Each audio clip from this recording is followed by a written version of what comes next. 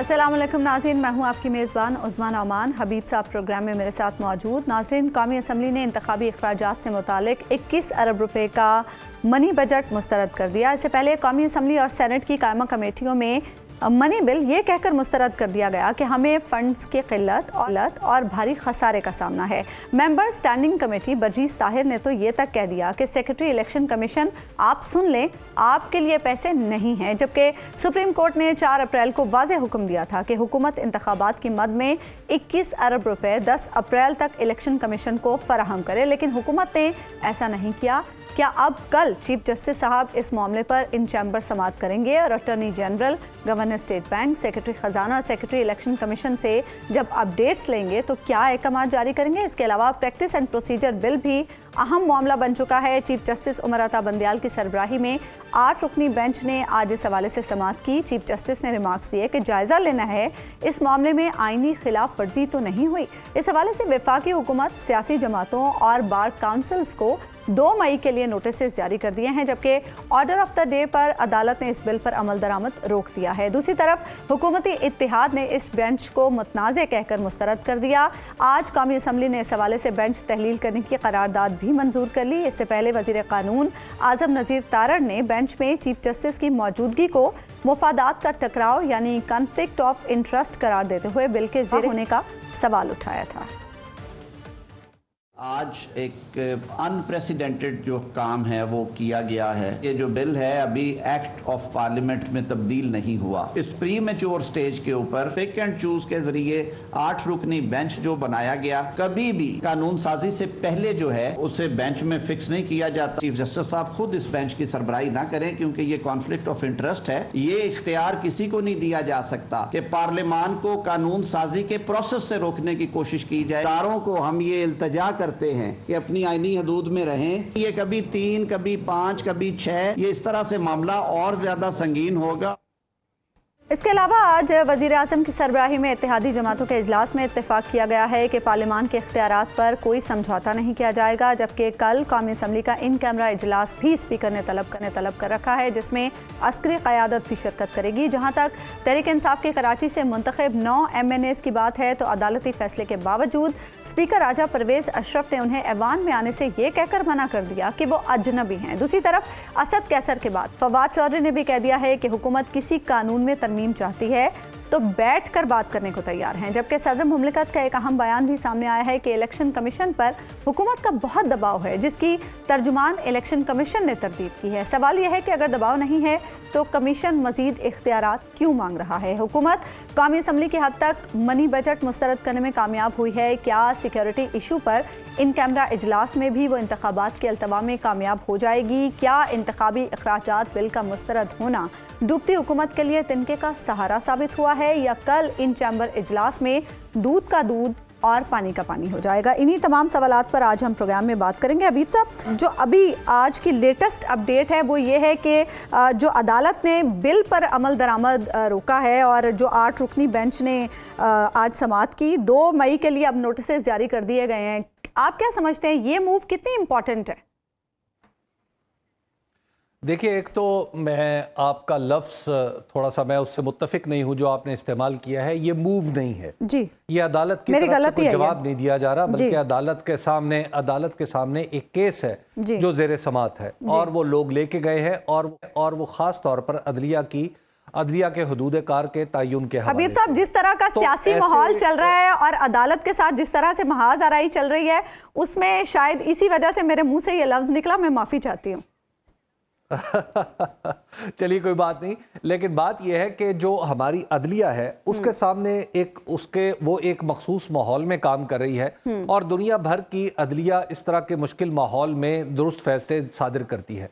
और हमारे जो 8 जजेस इस वक्त इस बेंच में बैठे हैं जो ये केस सुन रहे हैं इस खास कानून से मुतल्लिक, ये सब के सब वो हैं जो मुख्तलिफ हाई कोर्ट्स में जिम्मेदारियां सरअंजाम दे चुके हैं, दस्तूर से बड़े ये वेल वर्स्ड हैं, कानून से बड़े वेल वर्स्ड हैं और इसीलिए वो सुप्रीम कोर्ट में बैठे हैं। तो लिहाजा हमें इनकी जजमेंट पे और हमें इनके तर्ज इस्तदलाल से इख्तलाफ तो हो सकता है, लेकिन बहरहाल हमें मानना पड़ेगा। दूसरी बात यह है कि इसमें जो इस्तदलाल हुकूमत ने इख्तियार किया है, यानी जो दलाइल वो दे रहे हैं, वो ये है ابھی جیسے آپ نے سنایا بھی کہ جناب ہمارے وزیر قانون صاحب جن کے بارے میں جسٹس شبر رضا رضوی نے بڑی دلچسپ بات کی تھی کہ وہ ان کے قانون پہ وزارت حاوی آ چکی ہے.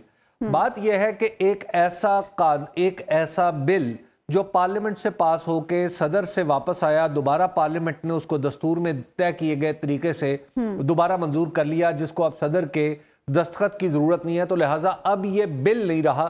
عدالت نے اس کے لیے بڑا اچھا لفظ استعمال کیا ہے لیجسلیشن کا, یعنی اب یہ قانون بنا ہے یا نہیں بنا لیکن قانون سازی ہو چکی ہے. اور عدالت نے اس میں اپنے فیصلے میں آج کے آرڈر میں لکھا ہے کہ اب چونکہ اس کے اوپر فردر ڈیولپمنٹ نہیں ہونی, یہ وہی نقطہ ہے جو کل میں نے آپ کے سامنے بھی پروگرام میں عرض کیا تھا. آپ نے کہا تھا عالم برزخ میں ہے, ڈیولپمنٹ نہیں ہو بل سے قانون کے بیچ میں عالم برزخ میں ہے. بالکل. تو اب چونکہ یہ بل یعنی انہوں نے اس کو بڑے اچھے طریقے سے بتایا ہے کہ پارلیمنٹ نے جو کرنا تھا وہ کر لیا, پارلیمنٹ نے جو سوچنا تھا وہ سوچ لیا. اب جو صدر کا دستخط ہے وہ محض ہو تب بھی ٹھیک ہے, نہ ہو تب بھی ٹھیک ہے, تو اب اس کا وزن جو ہے محض وزن بیت جیسا ہے. تو لہٰذا یہ وہ موقع ہے جہاں پہ ول آف دا پارلیمنٹ سامنے آ چکی ہے یا انٹینشن آف دا پارلیمنٹ سامنے آ چکی ہے, تو اب اس کو دستور کے ساتھ رکھ کے ریویو کیا جا سکتا ہے. تو لہٰذا پاکستان کے اندر یہ ایک اصول قانون ڈسکور ہوا, اور میرا خیال ہے کہ میں قانون کے ایک طالب علم کے طور پہ میں سمجھتا ہوں کہ یہ بہت ہی عمدہ ڈیولپمنٹ ہے. اچھا, اس کے بعد دوسری بات یہ ہے کہ عدالت نے اس کو کہا ہے کہ یہ عدالت عظمیٰ کے اختیارات کے حوالے سے دیکھیں, اگر تو بات صرف چیف جسٹس تک رہتی تو میں اس بات کو, اس نقطے کو اپریشیٹ کرتا جو ابھی اعظم نذیر تارڑ صاحب کہہ رہے ہیں کہ کانفلکٹ آف انٹرسٹ ہے. تو پھر کانفلکٹ آف انٹرسٹ تو خود وزیر قانون کے کام میں بھی ہے, خود حکومت کے اندر بھی کئی کانفلکٹ آف انٹرسٹ جو ہیں وہ ڈسکور کیے جا سکتے ہیں. خود پارلیمنٹ بھی تو کانفلکٹ آف انٹرسٹ کا شکار ہے نا, کہ وہ الیکشن روکنے کے لیے الیکشن کے قوانین بدل رہی ہے. تو لہٰذا جس نے منتخب ہونا ہے, جس کے اوپر بوجھ ہے کہ منتخب ہو کے کام کرے اور جب مدت ختم ہو تو دوبارہ اپنا حساب دینے عوام میں جائے, جب وہ لوگ نہیں جا رہے تو وہ بھی تو کانفلکٹ آف انٹرسٹ میں مبتلا ہو چکے ہیں نا. تو لہٰذا اس لیے کانفلکٹ آف انٹرسٹ تو نہیں ہے. اس کی وجہ یہ ہے بڑا امپورٹنٹ ایک پوائنٹ جو حکم نامے میں کہا گیا ہے کہ جس کے پاس قانون ریگولیٹ کرنے کی طاقت ہو وہ اسے تباہ کرنے کی بھی طاقت رکھتا ہے. یہ بڑا امپورٹنٹ نقطہ ہے. جی, یہ ایک پرنسپل ہے, یہ ایک پرنسپل ہے لا کا, کیونکہ قانون ظاہر ہے وہیں سے بن سکتا ہے جو قانون کو انڈو کر سکتا ہے نا. تو لہٰذا یہ تو پرنسپل ہے لا کا. تو اب بات یہ ہے کہ جو یہ بات چیف جسٹس کے بارے میں کہہ رہے ہیں کہ کانفلکٹ آف انٹرسٹ ہے, تو بھائی ان کی تو چیف ججی رہی 4 مہینے کی گئی ہے. بالکل, سپٹمبر میں انہوں نے چلے جانا ہے. تو یہ جنگ جو لڑی جا رہی ہے اس وقت قانون کے میدان میں, یہ تو دراصل اس کے بینیفیشری تو جسٹس قاضی فائز عیسیٰ ہیں. تو قاضی فائز عیسیٰ صاحب جب چیف جسٹس بنیں گے, اللہ تعالیٰ ان کی زندگی میں برکت عطا فرمائے, تو یہ تو ان کے کام آئے گا. تو لہٰذا یہ تو چیف جسٹس کا مسئلہ ہی نہیں ہے. اور دوسری بات یہ ہے کہ پھر یا تو پھر ایک شخص کا آپ نے یہ جو آرگومنٹ دے رہے ہیں, یہ بنیادی طور پہ میں سمجھتا ہوں کہ یہ ٹینٹاماؤنٹ ٹو توہین عدالت ہے. تیسری بات اس میں یہ کی گئی ہے جو ہمارے آج کے سپریم کورٹ کے آرڈر میں, اور وہ بہت ہی انہوں نے دلچسپ ایک اور میرا خیال ہے کہ بڑا پراپر ایک نقطہ اٹھایا ہے. وہ یہ ہے کہ عدالت کے اندر جب آپ ایک اپیل کا آپ نے ایک نئی اپیل کا راستہ کھول دیا ہے, نیا پنڈورا باکس ہی کھول دیا ہے کہ دنیا میں یہ پہلی عدالت ہوگی. یہ میں آپ کو عرض کرتا ہوں نا کہ پاکستان میں صرف ایک چیز وافر ہے, وہ ہے نالائکی. بالکل. اب آپ ذرا تصور کیجئے کہ آپ نے ایک ایسی کورٹ کو اپیل کا حق دیا ہے جو خود ہی اپلیٹ کورٹ ہے, اور گویا ایک کورٹ اپنی ہی خلاف اپیل سنے گی. مطلب آپ ذرا تصور کریں کہ پورا پاکستان کا نظام, پوری دنیا کا نظام جو ہائرارکی پہ کھڑا ہوا ہے, یعنی تدریج پہ ہے, درجہ بدرجہ, سول جج, پھر سیشن جج, اور پھر اس کے آگے ہائی کورٹ, اور پھر سپریم کورٹ. اب بات یہ ہے کہ ہم یہ کہہ رہے ہیں کہ سیشن جج صاحب نے اگر فیصلہ دیا تو ہم کہیں گے کہ فلاں سیشن جج صاحب نے یہ فیصلہ دیا ہے تو فلاں کے پاس چلے جائیں. تو لہٰذا یہ تو اصولی طور پہ ہی غلط کر دیا انہوں نے, پورے کی پوری ہائرارکی کو बर्बाद कर दिया। अच्छा, अब दूसरी बात, तीसरी बात इसमें यह है कि अच्छा जी, अगर एक हमारी जो कोर्ट है, हमारे चीफ जस्टिस है, या जी 3 जजों पर मुश्तमिल, हम फर्ज कर लेते हैं कि ये कानून बन चुका है, तो 3 जजों ने मिलकर एक सुओ मोटो नोटिस लिया और उस पे 11 रुकनी बेंच बना दिया। ठीक, 11 रुकनी बेंच जब बन गया तो अब उसकी अपील किसके पास जाएगी? क्योंकि जजों की तादाद 17 है। हाँ। तो क्या अब आप फिर एक कानून साजी करेंगे कि जिसमें जजों की तादाद बढ़ाएंगे और उसके बाद एक, ताकि 11 से लेके 11 से फिर आगे 12 या 14 लोगों का बेंच बने। अच्छा, फिर वो 14 का हो जाएगा तो आप इसी विशेष सर्कल में गिरफ्तार हो जाएंगे। तो लिहाजा ये अक्ले सलीम के भी खिलाफ है।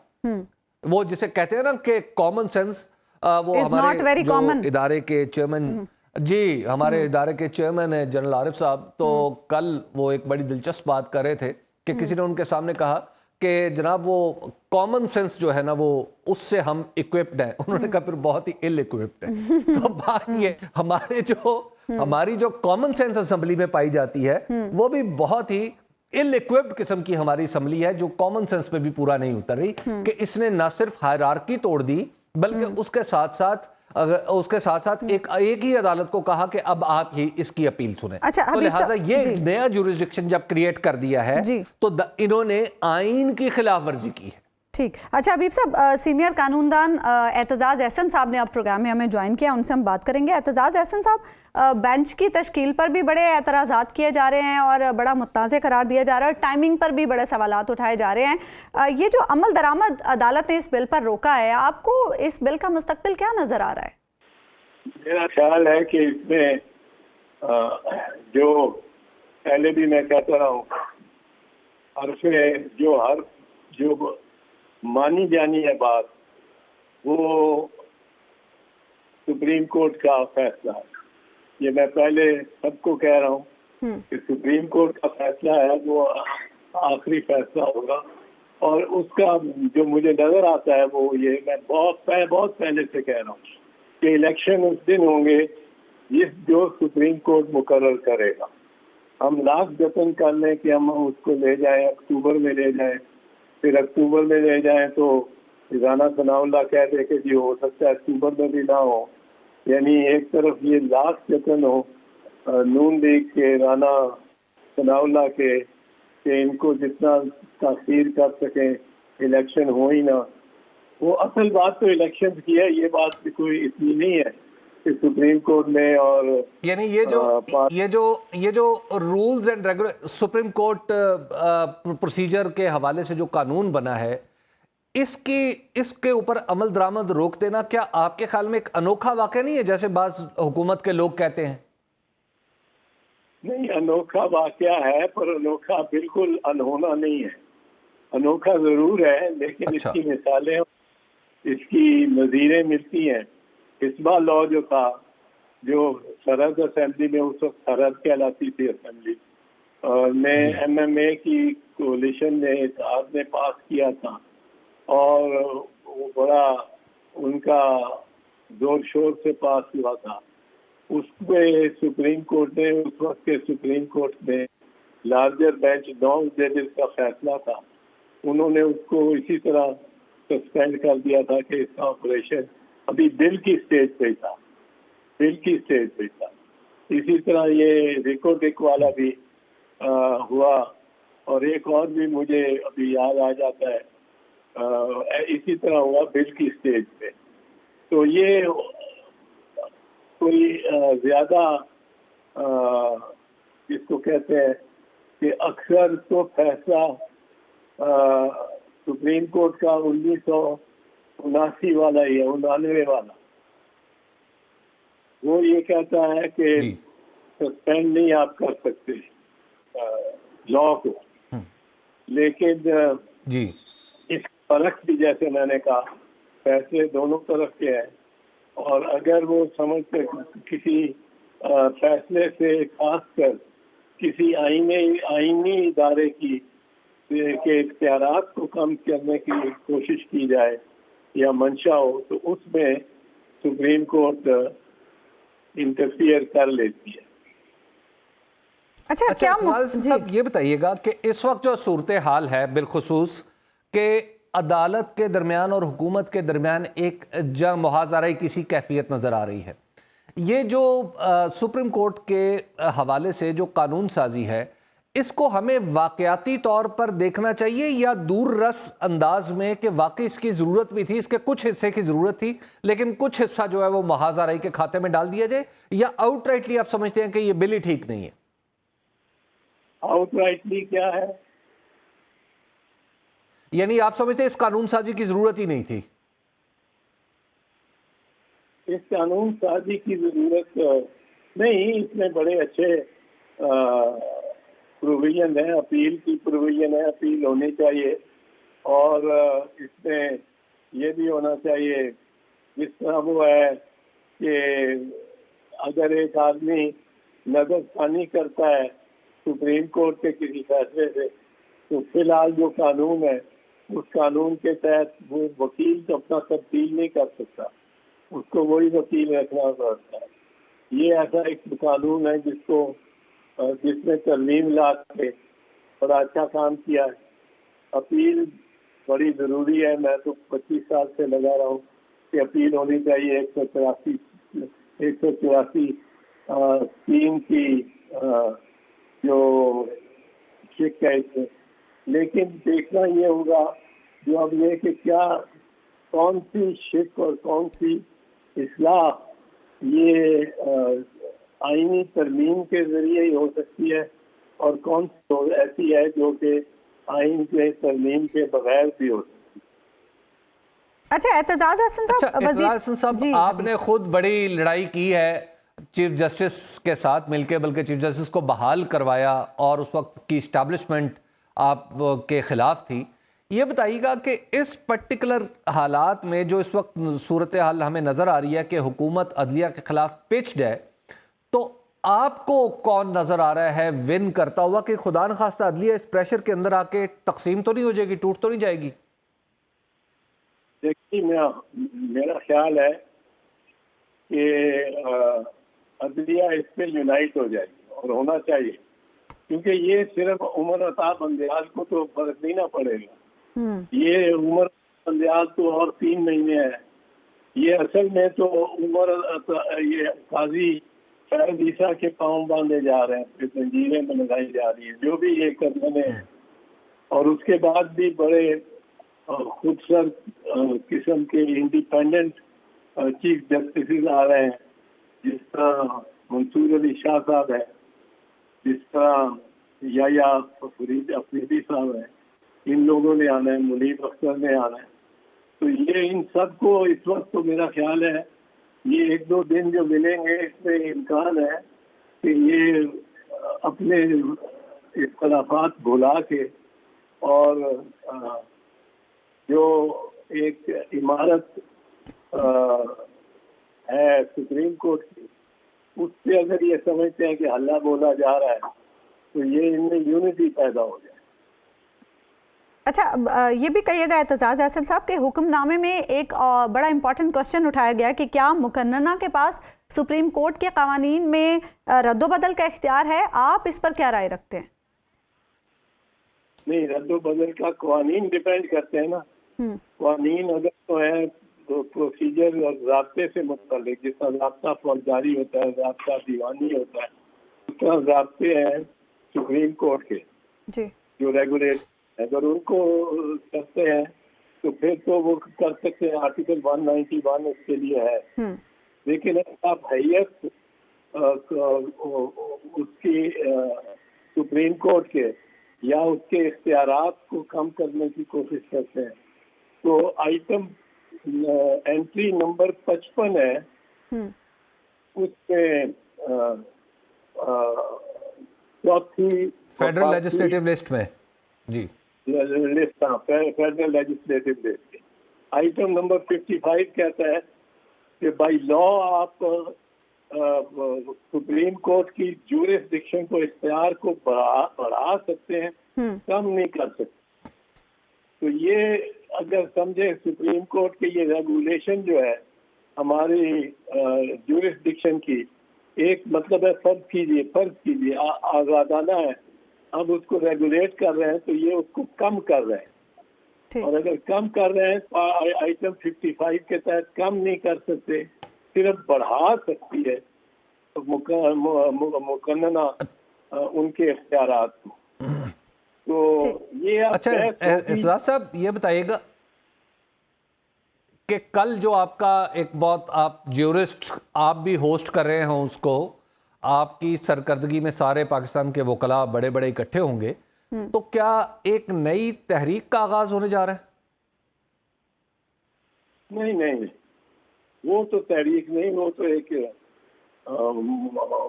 نیوٹرل سا فورم ہے جس میں ہم صرف دیکھیں گے کہ جورسپروڈینشلی کیا ہونا چاہیے، کیا ہو سکتا ہے تاکہ امن ہو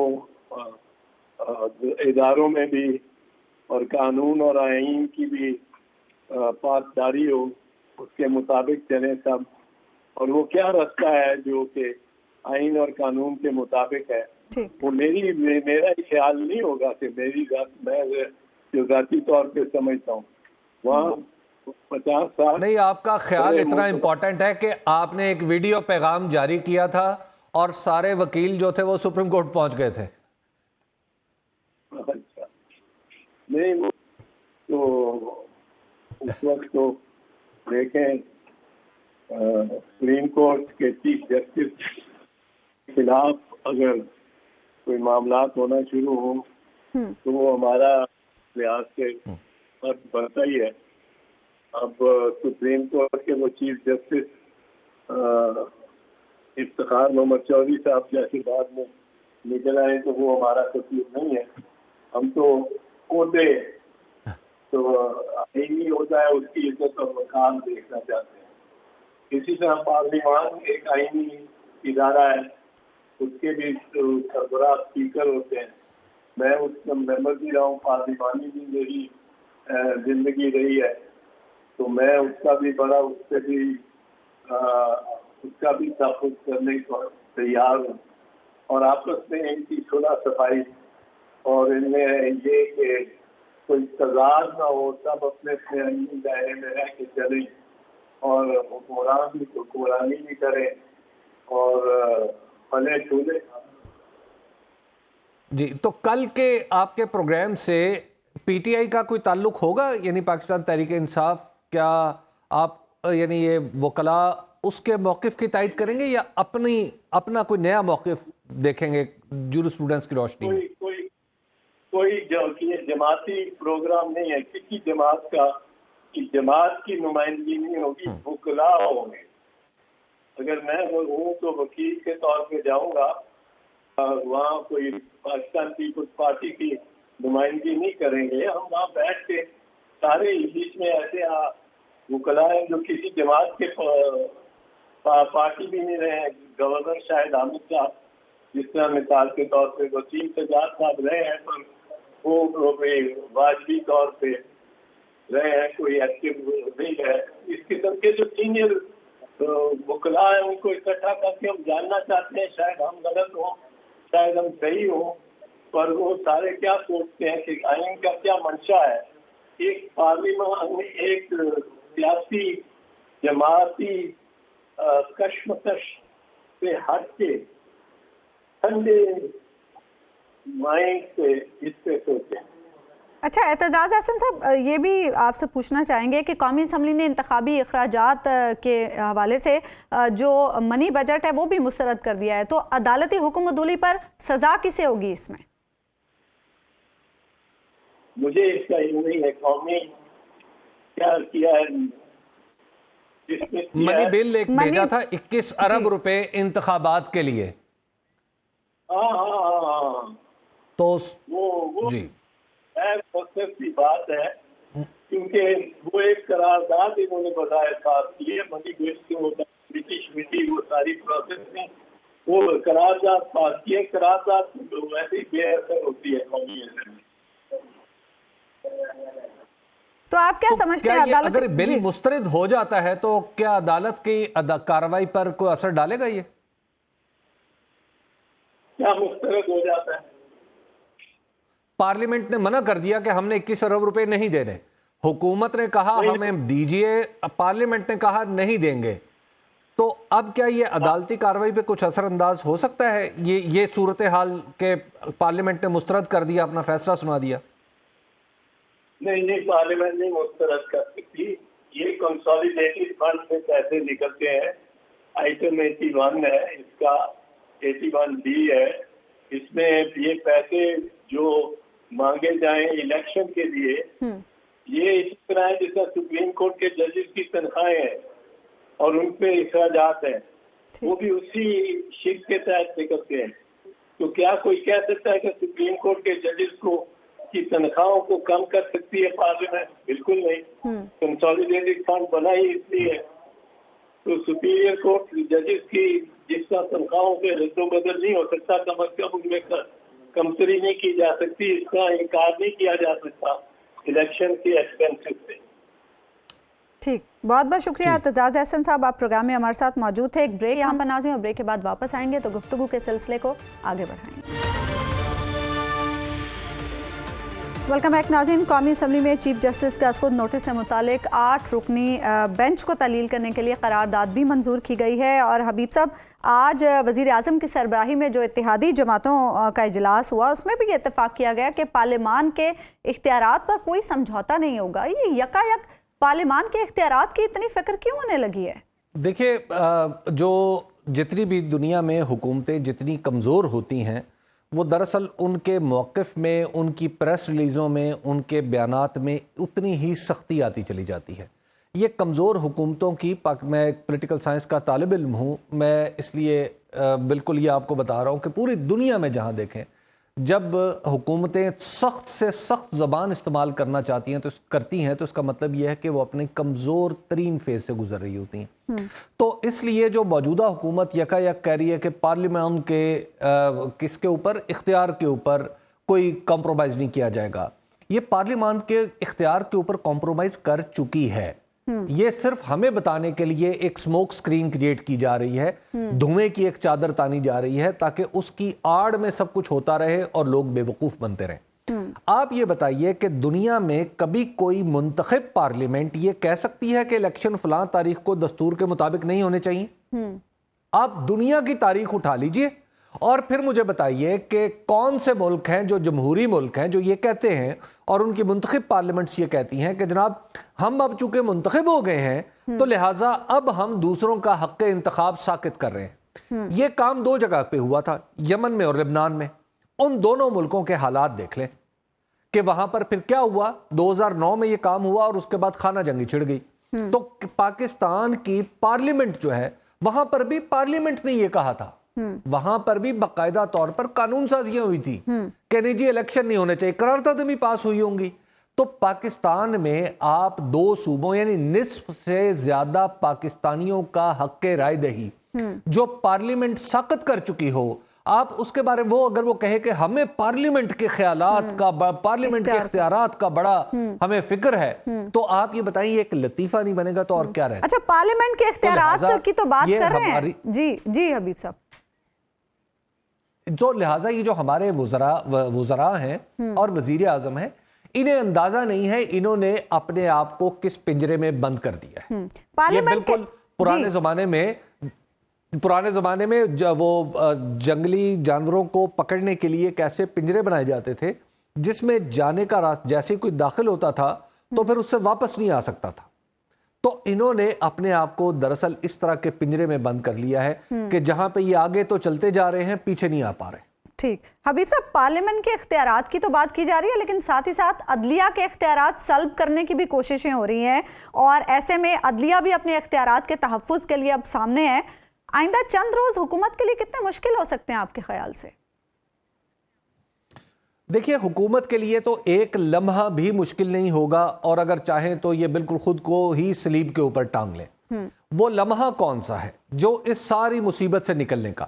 وہ لمحہ یہ ہے، اور وہ فیصلہ چھوٹا سا ہے، کہ پنجاب اور خیبر پختونخوا میں الیکشن ہونے دیے جائیں، فری اینڈ فیئر الیکشن ہونے دیے جائیں، اور اس میں حکومت اپنا کسی قسم کا اثر و رسوخ نہ استعمال کرے اور اس طرح الیکشن لڑے جس طرح ساری پولیٹیکل پارٹیاں الیکشن لڑتی ہیں.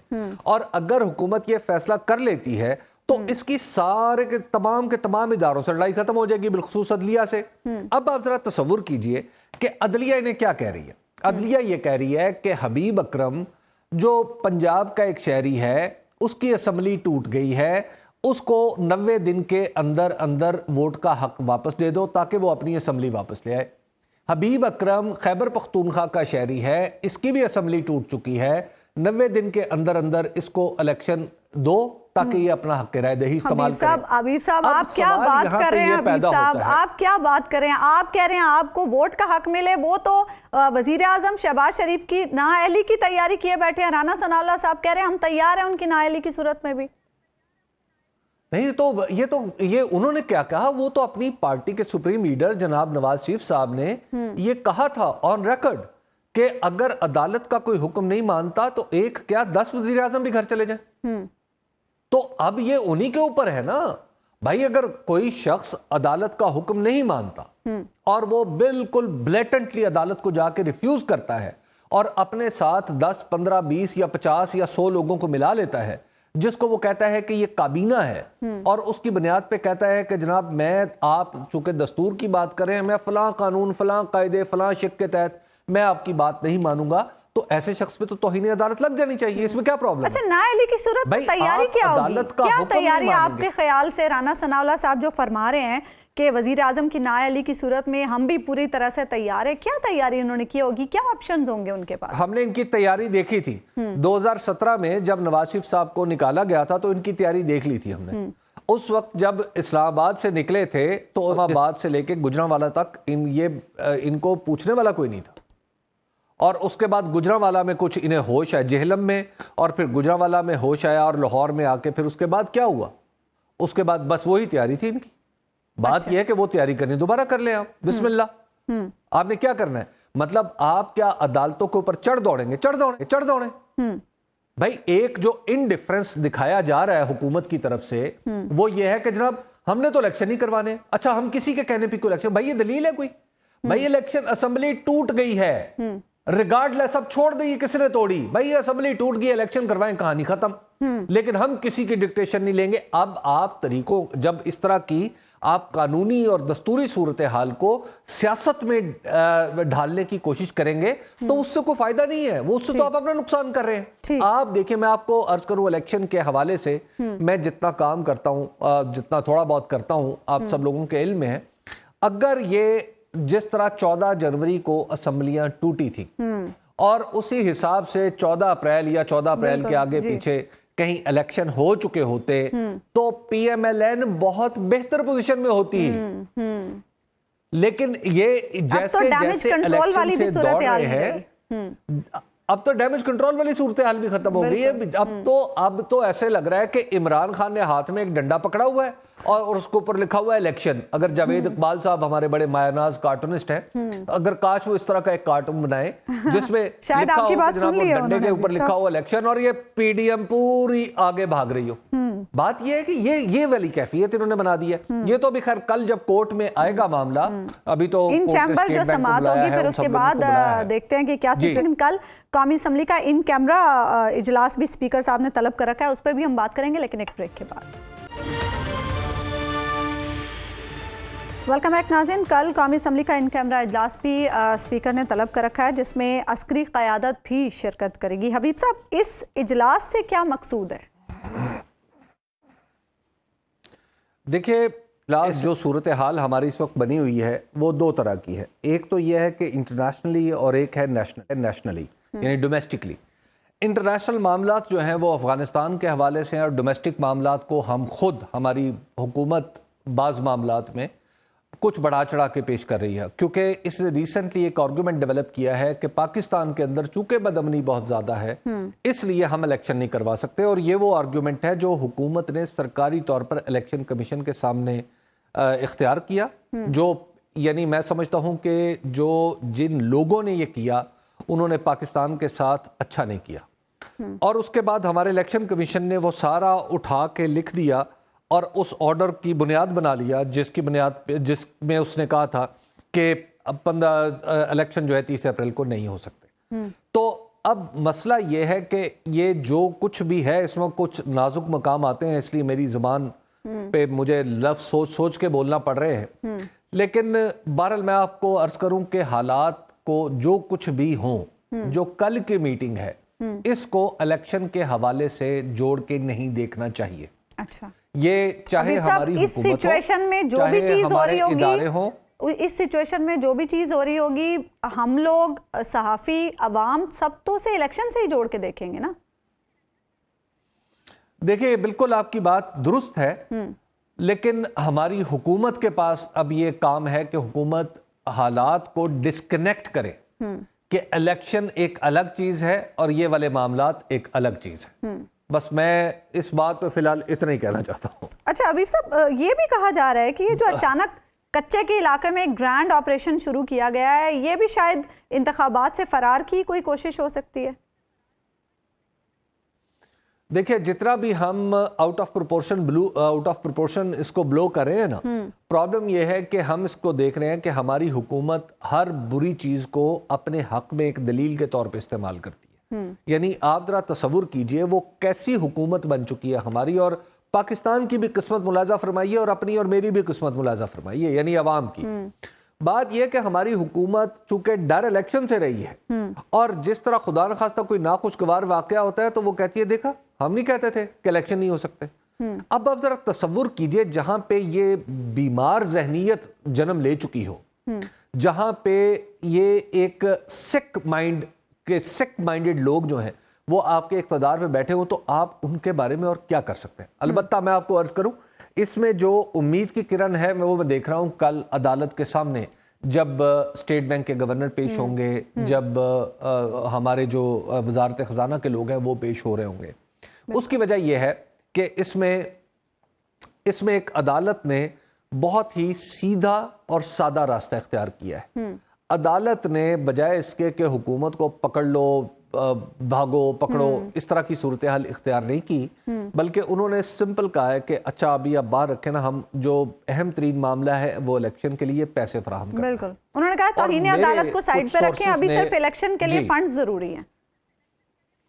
جی, میرے کچھ سورسز نے مجھے بتایا ہے, وہ عدالت کے حوالے سے نہیں بتایا, لیکن انہوں نے وہ چونکہ معاملات سے سرکار کے اندر معاملات کیسے چلتے ہیں اور عدالت کے اندر معاملات کیسے چلتے ہیں تو اس حوالے سے کافی آگاہ ہیں, تو انہوں نے مجھے ایک راستہ انہوں نے مجھے بتایا کہ جو کچھ ہو سکتا ہے وہ امکانی طور پہ یہ.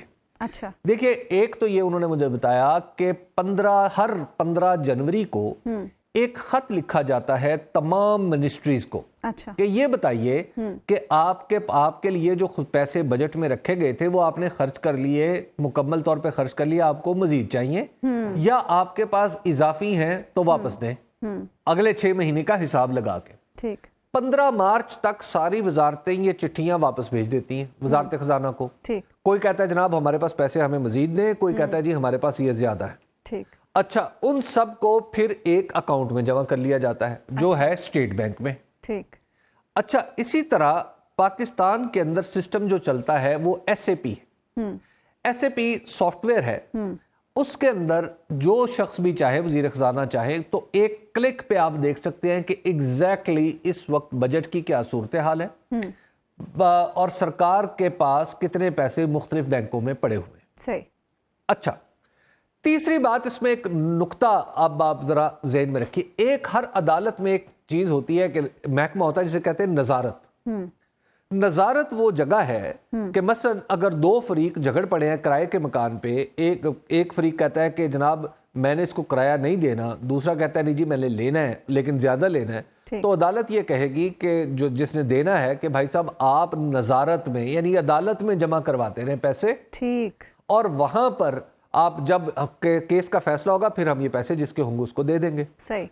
اب یہ بھی امکان ہے, مجھے لوگوں نے بتایا ہے کہ امکان یہ ہے کہ 20 ارب روپے یا 21 ارب روپے یا جتنے بھی پیسوں کی ضرورت ہو وہ کل عدالت کے نظارت میں جمع کروا لیے جائے. اچھا, یعنی عدالت پیسوں کا بندوبست کل ہی کر دے, حکم دے دے, یا ہو سکتا ہے کہ اس کے لیے کھلی کورٹ میں جانا پڑے کیونکہ ایک نئی قسم کا حکم امکانی طور پہ ہو سکتا ہے. تو لہٰذا وہ نظارت میں 21 ارب روپے جمع کر کے اس کے بعد کہیں گے اچھا جی اب آپ جائیں, تھینک یو ویری مچ. لیکن حبیب صاحب صرف معاملہ صرف فنڈز کا تو نہیں ہے نا, حبیب صاحب معاملہ صرف فنڈز کا تو نہیں ہے نا, معاملہ سیکیورٹی کا بھی تو ہے. नहीं, सिक्योरिटी का मामला तो वो तो एक मसला तो हल हो गया ना। ठीक, अच्छा, उसके बाद फिर सिक्योरिटी के लिए हमें मेरा ख्याल है कि फिर हमें अपने आईजी से हमें पूछना चाहिए, सब लोगों को, ठीक, अपने चीफ सेक्रेटरी से पूछना चाहिए, अपने सेक्रेटरी दाखिला से पूछना चाहिए, अपने वजीर दाखिला से पूछना चाहिए कि आप लोग बैठे कर क्या रहे हैं। अगर आप इलेक्शन के लिए रिक्वायर्ड सिक्योरिटी नहीं दे सकते तो हम आपको पैसे क्यों दे रहे हैं? क्योंकि कौम की जिंदगी में ये एक वक्त आता है, आपको इलेक्शन करवाने होते हैं, तो आप क्यों नहीं। दूसरी बात हम उनसे ये भी पूछेंगे कि आप 2013 से भी कमजोर पोजीशन पे हैं, कि आप 2008 से भी कमजोर पोजीशन में है, जब सूबा सिंध बाकायदा हबीब साहब मुझे क्लोजिंग की तरफ जाना है, क्लोजिंग की तरफ जाना है। वन लाइनर इलेक्शन होते नजर आ रहे हैं आपको 14 मई को? मुझे तो अब नजर आ रहे हैं। ठीक है, ठीक है। प्रोग्राम का वक्त नाज़रीन खत्म हुआ, आपसे मुलाकात होगी इंशाल्लाह अल्लाह ने के बाद।